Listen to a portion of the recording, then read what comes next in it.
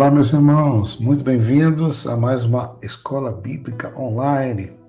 Estamos aqui com o tema Contramão, porque estamos na contramão do mundo, não é verdade? Essa é a lição número 4 e o enfoque aqui é evolucionismo ou criacionismo. O título dessa lição é Darwin e os seus bichinhos evoluídos. Lembrando que Charles Darwin foi o pai da evolução, apresentando essa teoria da evolução das espécies, e marcou muito a ciência e deixou aí, então, todo um legado que vem sendo até em parte aperfeiçoado, mas continua sendo o grande argumento para a origem das espécies, também relacionado aí com a origem do universo. Vamos falar um pouquinho sobre isso, apresentando esta matéria, mas de acordo com o ponto de vista bíblico.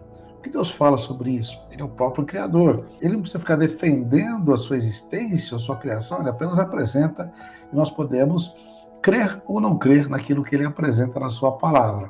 Temos aqui, então, a proposta dessa escola bíblica, porque você está na contramão do mundo, na contramão do pensamento que é contrário à palavra de Deus.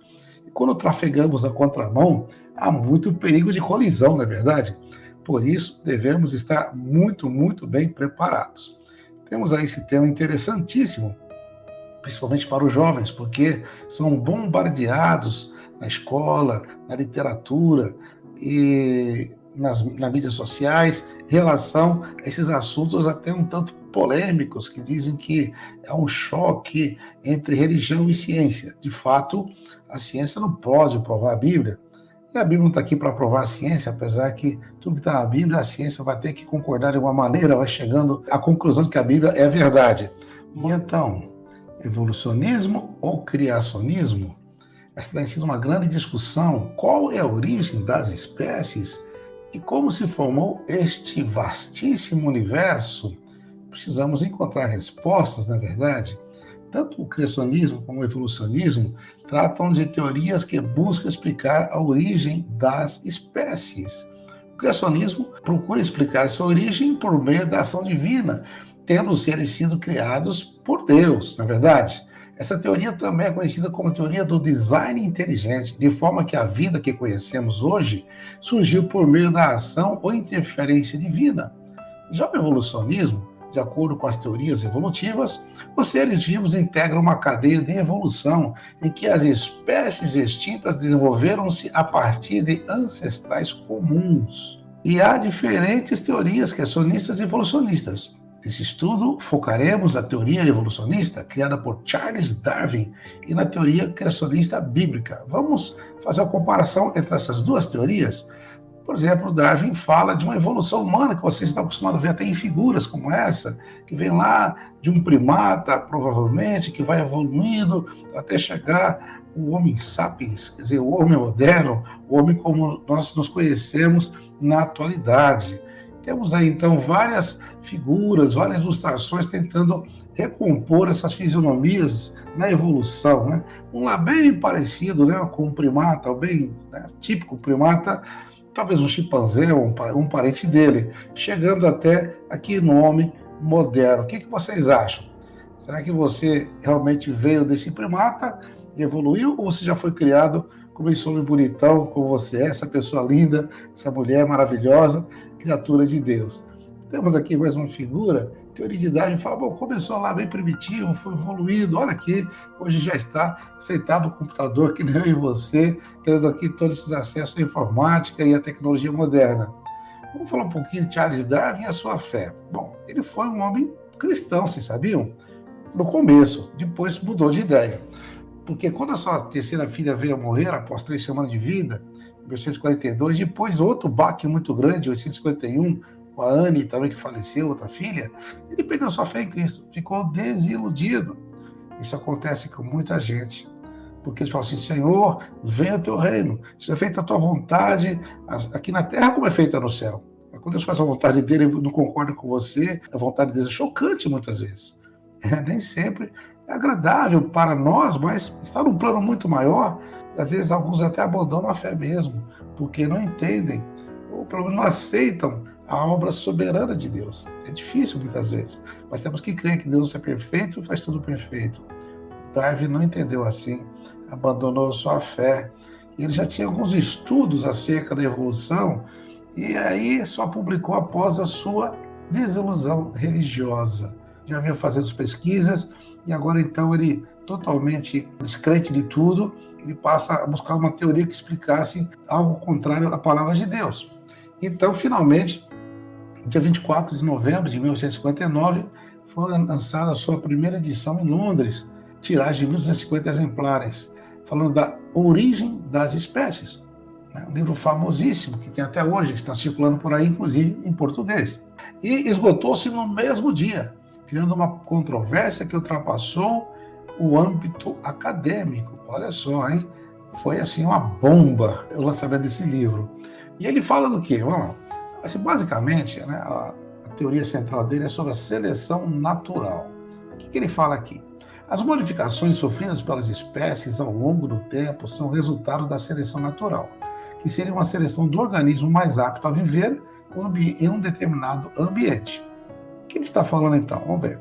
Os organismos que temos hoje são os que sobreviveram a uma seleção natural, espontânea, por acaso, que aconteceu. É assim que ele tenta explicar a origem das espécies. Ele atribui tudo ao acaso, e ele diz também que o mais apto sempre vai vencer os menos aptos e vai sobreviver. Então, ele coloca aqui, seres vivos mais aptos têm maiores chances de sobreviver, de se reproduzir e transmitir suas características aos descendentes. Ou seja, um ser que sofreu uma determinada mudança que o possibilita sobreviver no frio vai transmitir isso aos seus descendentes. Alguém lá do Polo Norte, alguém de regiões frias, um peixe, um pinguim, aprendeu a viver ali, né? Urso polar. Outros já são do calor, aprendem a viver no calor. Então, alguns que nasceram na região fria não foram aptos para se adaptar, não sobreviveram. Então foram desaparecendo muitas espécies e sobrevivendo outras. Ele está dizendo que então, os menos aptos serão extintos, uma vez que o mais adaptado sobreviverá e o menos morrerá, não conseguindo perpetuar a espécie. Mas tem uma certa lógica, né, gente? Sim, é uma coisa, as pessoas encontrar uma explicação para o inexplicável, né? Quando você não crê na palavra de Deus, e há muitas outras teorias, há muitas outras ideias, algumas místicas, alguns mitos, mitologia, e também até algumas propostas científicas, mas são tudo teorias. Né? A Bíblia não fala de teoria, a Bíblia fala de um fato. Creia ou não creia. Nós estamos aqui para apresentar o fato bíblico. Mas que o Charles Darwin falava, então, que tudo apareceu aleatoriamente. As espécies foram se modificando, né? E através dessa modificação, ao acaso, gerou novas espécies. As espécies que mais se adaptaram aos ambientes sobreviveram e transmitiram as características aos seus descendentes. Por exemplo, desses gafanhotos. Então, segundo Darwin, a espécie verde de gafanhotos que apresenta nesse quadro será selecionada para continuar vivendo, uma vez que consegue se camuflar dos predadores, enquanto as espécies vermelhas são extintas. Ele apresenta aqui, então, um quadro interessante. Os tantos gafanhotinhos vermelhos morreram e ficaram só os verdes. Tanto a espécie verde quanto a vermelha vieram de um ancestral comum. Toda a vida veio de um ancestral comum. É assim diz. A origem é lá no começo, tudo é igual. Só que depois houve um desmembramento. É uma teoria interessante, porém, assim, seria difícil encontrar insetos vermelhos, na verdade. Então, seriam extintos porque não podiam se camuflar na grama como o gafanhoto verde.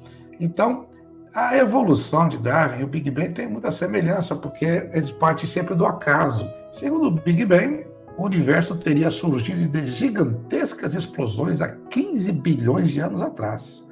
A primeira evidência do Big Bang teria sido o surgimento de luz. Parece que você viu isso na Bíblia, né? Primeiro veio a luz, depois aconteceu tudo. Mas é interessante, eles falam, mas foi por acaso. Então, segundo tais cientistas, o universo, antes da suposta explosão, se encontrava aglomerado em uma espécie de esfera densa e quente. Olha, é uma coisa muito grande, uma bola do tamanho do universo. Imagina só a grandeza disso. E estava ali todo aglomerado. Além disso, tinha uma composição a partir de hélio e hidrogênio.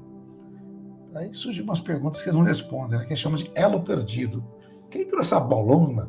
Quem colocou hélio e hidrogênio, esses elementos químicos, essa grande bola de fogo que explodiu, né?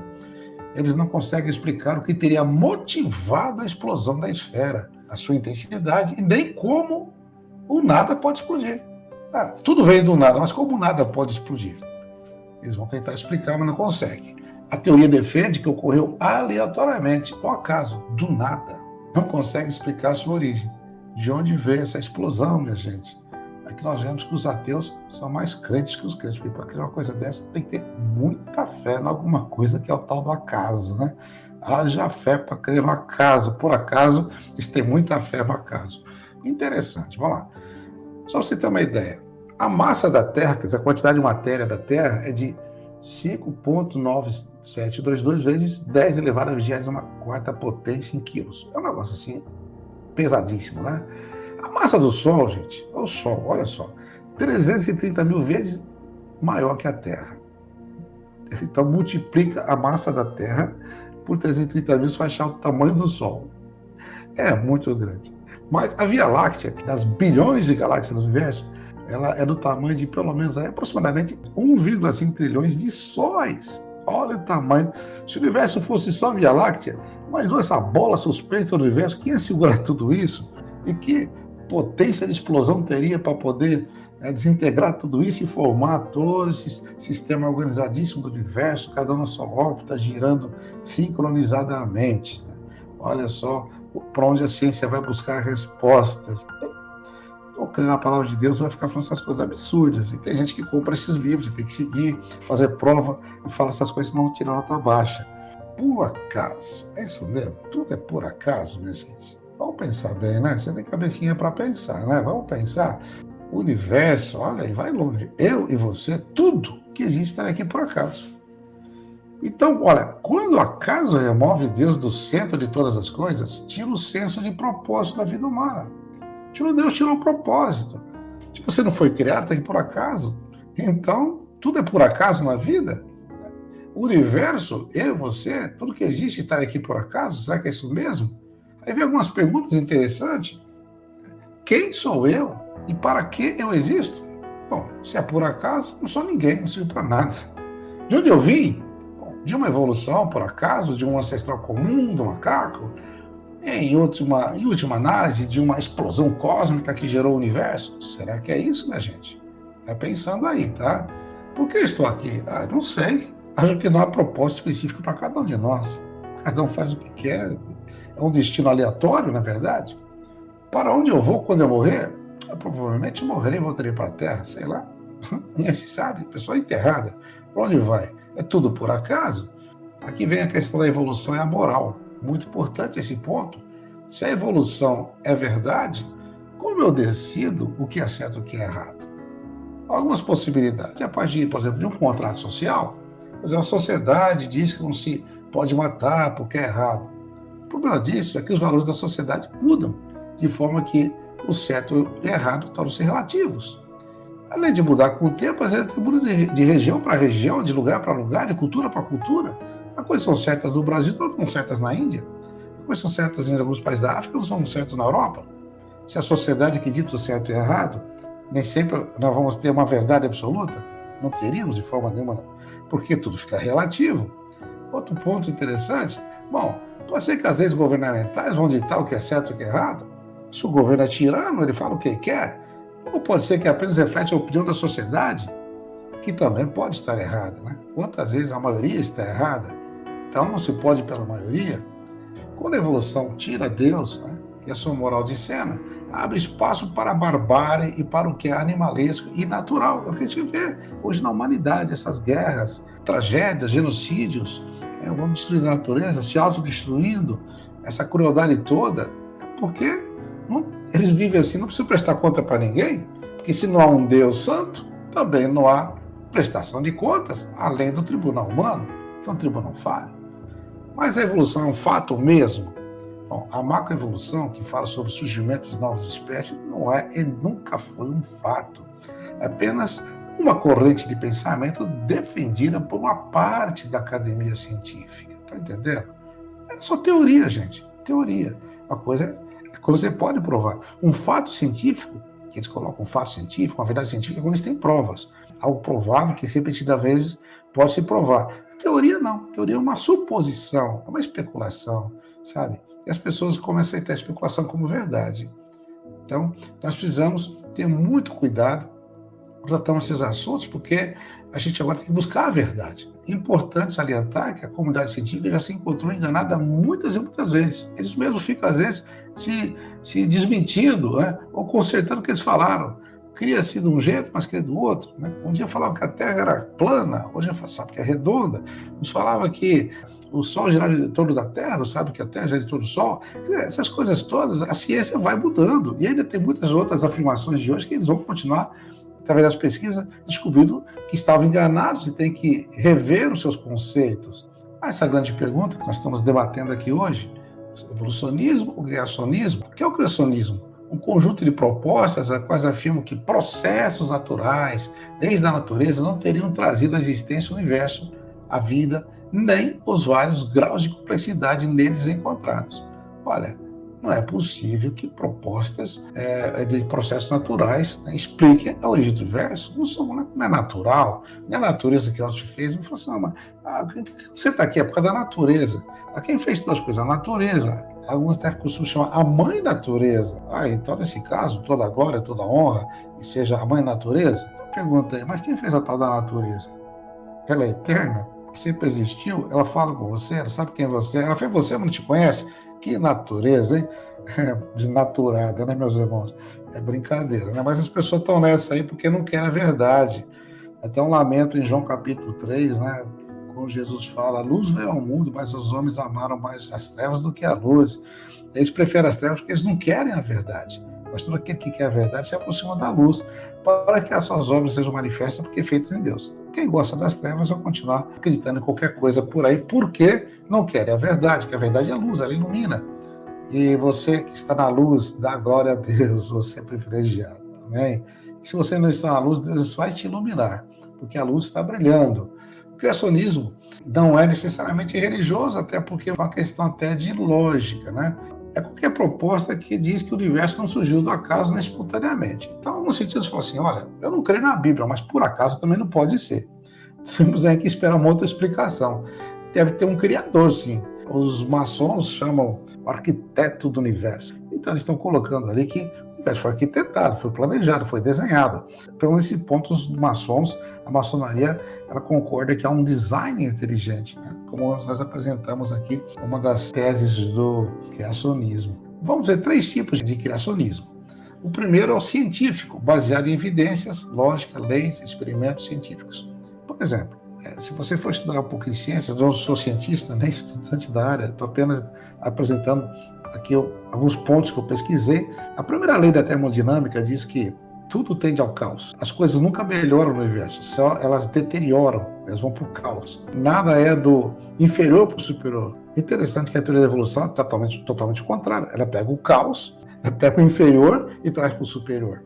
Então, a própria ciência coloca uma lei que já não é uma teoria, e eles mesmos se contradizem quando eles falam que nada evolui do inferior para o superior. Pelo contrário, sempre é um desgaste e tudo tende ao caos, tudo tende a piorar, a se deteriorar. Na verdade, é assim mesmo que a Bíblia diz. Tudo aqui se corrompe, quer dizer, corrompe vai se deteriorando.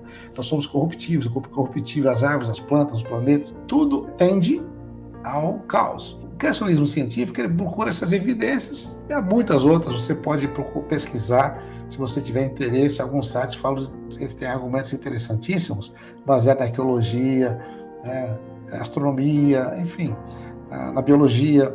Tudo vem dizendo que a teoria da evolução não tem sentido. Vamos ver, então, outro tipo de criacionismo, que é o religioso. Não está relacionado com a ciência, baseia-se em mitos e crendice. Há muitas mitologias, muitas crenças, mas há um outro criacionismo importante que nós vamos agora defender. Tem a narrativa bíblica como ponto de partida e não contradiz a ciência. É o criacionismo bíblico que nós estamos estudando aqui. Ele começa aqui em Gênesis capítulo 1, versículos 1 e 2. No princípio criou Deus o céu e a terra era sem forma e vazia, e havia trevas sobre a face do abismo. O Espírito de Deus se movia sobre a face das águas. Olha, que palavra poderosa que vem esclarecendo tudo aqui. Tudo é mistério, né, meus irmãos? Mas dentro dos mistérios tem uma palavra de Deus, nós cremos nessa palavra. Bom, os dias da criação, só repetindo aqui, você já conhece, né? Primeiro dia, Deus separa a luz da escuridão. Haja luz e houve luz. Aí, no segundo dia, Deus separa as águas do céu. Olha, haja separação entre águas e águas. Terceiro dia, Deus separa a terra do mar e cria a vegetação. Olha só, hein? Gênesis capítulo 1, 9 a 13. E continua aqui, ó. Quarto dia, ele cria o sol, a lua, as estrelas. É interessante. No primeiro, lá, a primeira criação, ele fala, haja luz. Interessante, essa luz não tinha onde refletir. Né? No quarto dia só que veio o sol e as estrelas para refletir essa luz. Deus cria no quinto dia o quê? Os animais do mar e os pássaros. E no sexto dia, Deus criou os animais da terra, o homem e as aves frutíferas. E no sétimo dia, Deus descansou de todas as suas obras. Amém? Olha só. Eu e o criacionismo. Agora você vai responder umas perguntas baseadas nessa fé da criação de Deus.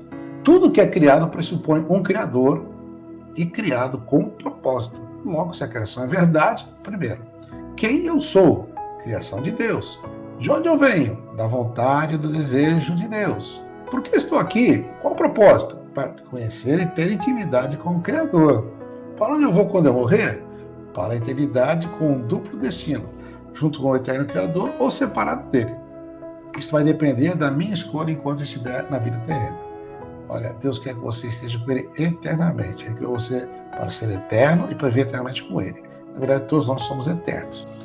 Deus colocou a eternidade no coração do homem. Você não vai parar a hora que você quer parar, você vai continuar. A vida aqui é temporária, o pó volta ao pó, o espírito volta para Deus. Eu já falamos isso acho que na aula passada, você pode voltar lá. Então, preste bem atenção, a sua escolha é aqui, depois não tem mais jeito. Há muitas teorias também que falam que depois você volta várias vezes, vai aperfeiçoando, só volta com formiga, volta com mosquito. Eu fui num país que as pessoas tinham medo de matar o mosquito, podia ser um tio, podia ser um avô, porque vai que é meu tio que está aqui, eu não posso matar o mosquito. Olha só, o pessoal inventa para dizer o que você volta depois da morte para resolver os problemas aqui. Deus diz, não, o homem ordenado morrer uma só vez, vindo depois disso o juízo. Nós vamos prestar conta. Então, você não é obra do acaso, viu? Você é obra de Deus, preste bem atenção. Se acreditamos em Deus, precisamos acreditar na sua criação. Algumas evidências da criação. Por exemplo, a ciência afirma que o planeta Terra era inicialmente um único continente, mas Deus disse exatamente, ajuntem-se as águas em um único lugar e apareça a porção seca, e assim foi. E chamou Deus a porção seca terra e o ajuntamento das águas chamou mares. Tá? Então, olha, Deus ele juntou todas as águas num lugar só, depois juntou tudo numa porção seca, que chamou terra, no mesmo lugar. A ciência descobriu isso também de uma maneira, porque havia um só continente. Mas algo provocou essa separação. Você pegando aqui a costa da América do Sul e você encostando aqui como se fosse um quebra-cabeça na costa da África, você vai ver que se encaixa perfeitamente. Não tão perfeitamente por causa de erosões, mas assim, você vê que só visualmente dá para ver. Olha, isso aí um dia foi uma coisa só. Não é possível ter se criado separado, tantos milhares de quilômetros separados e tudo do mesmo desenho. Isso é uma prova, né? Uma das provas, então, que nós temos aí da palavra de Deus. Vou falar um pouquinho sobre o DNA também. O DNA trata-se de informação genética altamente codificada. São bilhões de informações que cada um tem, como se fosse uma linguagem da computação. É impossível que esta informação genética codificada tenha surgido por acaso. Há um design inteligente. Alguém pensou tudo isso. Quem pensou foi Deus. Amém? Bom, se você quiser crer que o DNA, que tem bilhões de informações, e cada um de nós tem esses bilhões de informações que determinam todas as suas características físicas, biológicas, então alguém pensou nisso. Foi por acaso, foi aquela explosão, aquela bola explodiu, virou até DNA que foi formando aí. Aí vamos falar um pouquinho da molécula da água. Por exemplo, os cientistas descobriram coisa interessante sobre a água, né? Correntes científicas datam moléculas de água de bilhões de anos atrás, tendo a água sido trazida por cometas e asteroides que bombardearam a Terra. Bom, é uma ideia, né? Os cometas resolveram jogar água aqui. A Bíblia diz, sabe o quê? A terra era sem forma e vazia, e havia trevas sobre a face do abismo. O Espírito de Deus se movia sobre a face das águas. Já havia água aqui, só que havia um abismo também. Esse texto pode ser mais uma recriação daquela criação de Deus, mas uma recriação, parece que alguma coisa provocou um caos, uma criação anterior, Deus vai recriar. Havia um abismo e trevas, uma confusão, um caos, e Deus vai recriar.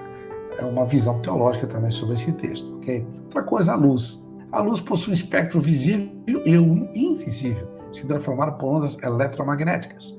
Para que a atmosfera existisse, a separação das águas e todo o resto da criação seria necessário que existisse também o quê? A luz, sendo ela visível ou não. E foi exatamente a luz a primeira criação de Deus.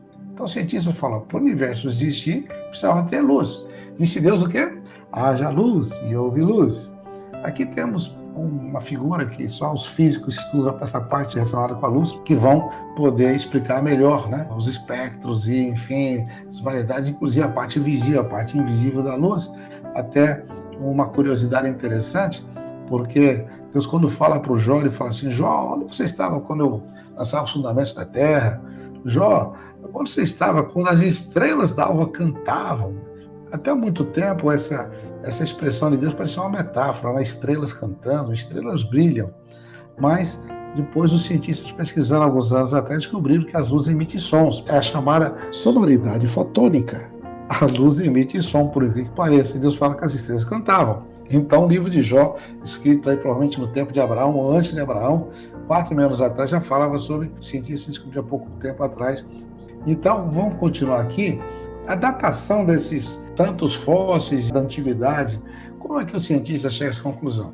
A Bíblia afirma que a vida na Terra tem em torno de 6 a 10 mil anos. Contudo, os cientistas evolucionistas dizem que para que existisse evolução é necessário que haja muito, muito mais tempo do que 10 mil anos. Falam em bilhões de anos. Então eles usam uma técnica para datar a Terra baseada no carbono 14. O que é esse carbono 14? Fósseis emitem carbono 14. E a cada 5.730 anos, a emissão se reduz pela metade. Logo, segundo os cientistas evolucionistas, se utilizando disso, daria para calcular a idade de um fóssil. O problema é que não se sabe qual a concentração inicial do fóssil. Você vai fazer uma conta regressiva, mas qual que era a inicial? Bom, fica aí um enigma. Como podemos saber quantas divisões do isótopo foram feitas? Também não há resposta. Outro problema é que a queima de combustíveis e as bombas nucleares mudaram a quantidade de carbono na atmosfera, gerando dificuldades para o uso desse método de datação. Outro dia eu vi um pastor explicando isso, falando sobre criacionismo, e falou assim, olha, Deus deixou aqui o carbono 14 para confundir os cientistas, para eles pensar que tem alguma pista da criação na ciência, mas não tem, né, gente? Não tem pista nenhuma, eles estão procurando, batendo cabeça até hoje aí. A ciência não tem função de explicar a Bíblia, até porque seria incapaz de fazê-lo. Contudo, há diversos fatos bíblicos que são constatados cientificamente. Temos aqui, por exemplo, a Bíblia fala em Josué capítulo 8, 12 e 13, que o Josué orou e o sol parou. É lógico que na concepção dele, naquele momento, é que o sol que girava em torno da terra. Mas aconteceu que algo parou. Há uns anos atrás, os astronautas americanos estavam conferindo onde o Sol e a Lua estariam daqui a 100 anos e 1.000 anos. Verificaram que havia um atraso entre a simulação do computador e o que eles esperavam. Atraso esse de quase um dia, 23 horas e 20 minutos. Então o pessoal da NASA ficou desesperado, coçando a cabeça. Tem um erro aqui entre a nossa simulação e outra simulação paralela que eles fizeram, não estava batendo. Seria em 23 horas e 20 minutos. Um cientista cristão chamado Harold Hill, ele escreve no seu livro, e fala que ele era um consultor da NASA na época, e foi chamado então para ver se ele conseguia explicar.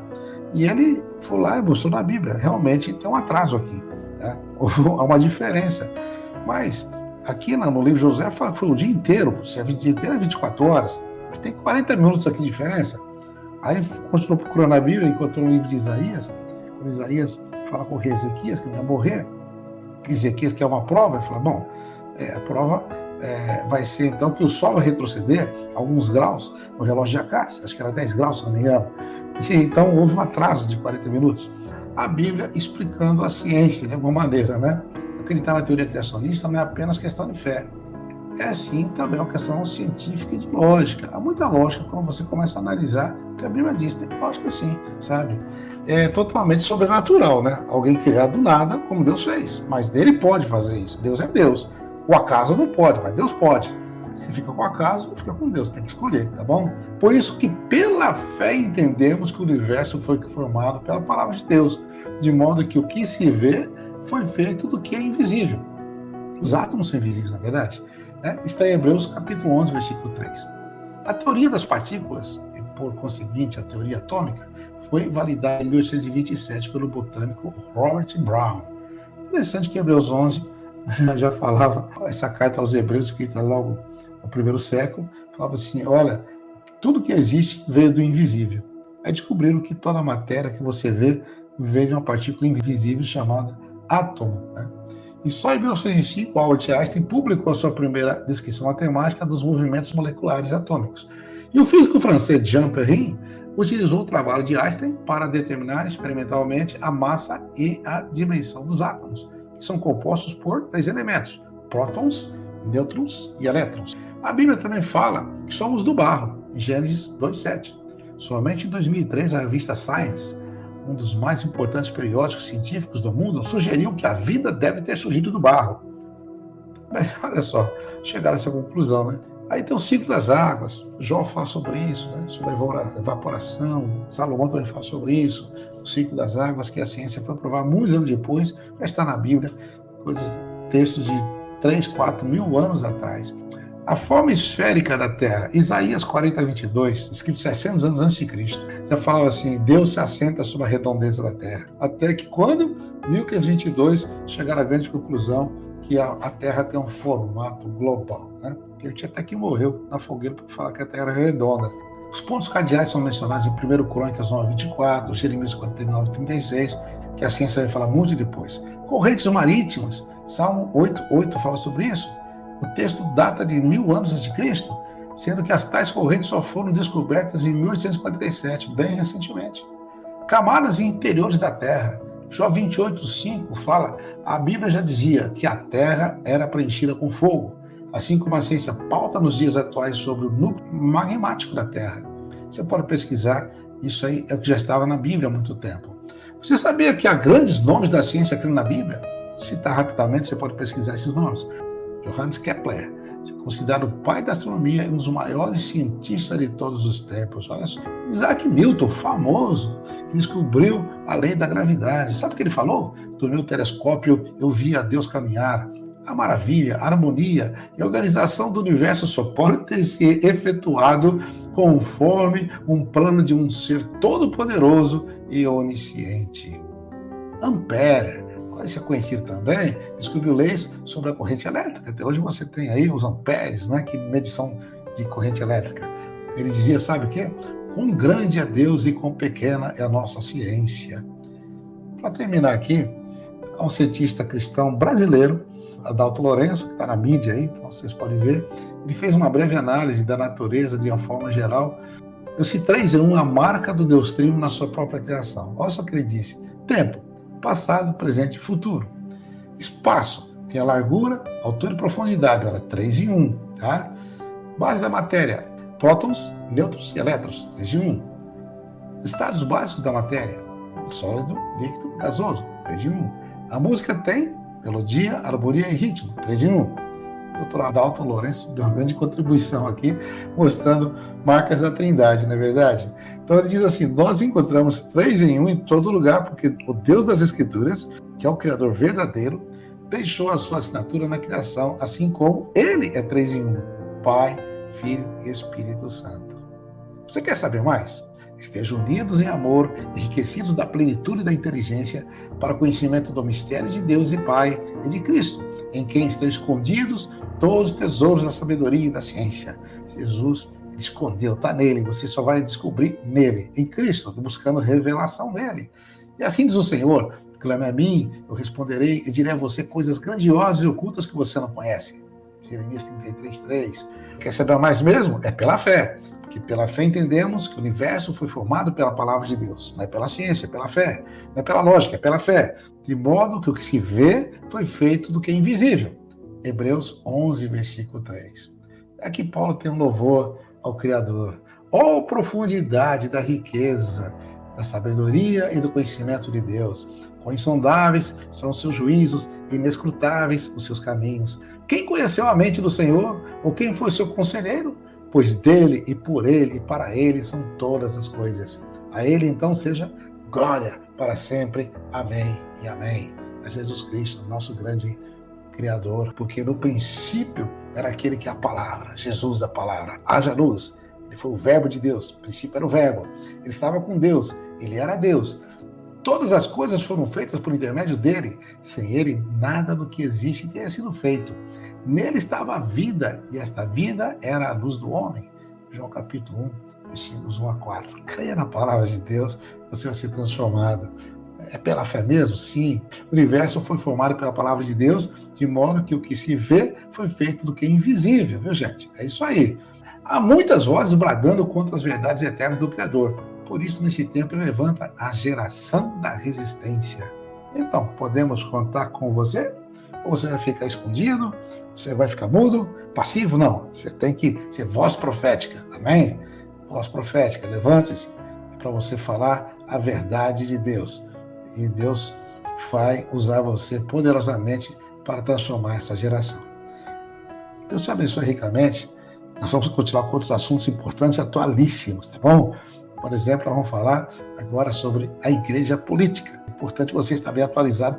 Não vamos falar aqui sobre partido político, nem defender bandeira partidária, nem candidato ao governo. Vamos falar sobre princípios bíblicos, a posição da igreja quanto à situação política aqui e no mundo. Então, nesse caso, nós só temos a dizer uma coisa. Deus te abençoe poderosamente em nome de Jesus. Te dê revelação na sua palavra.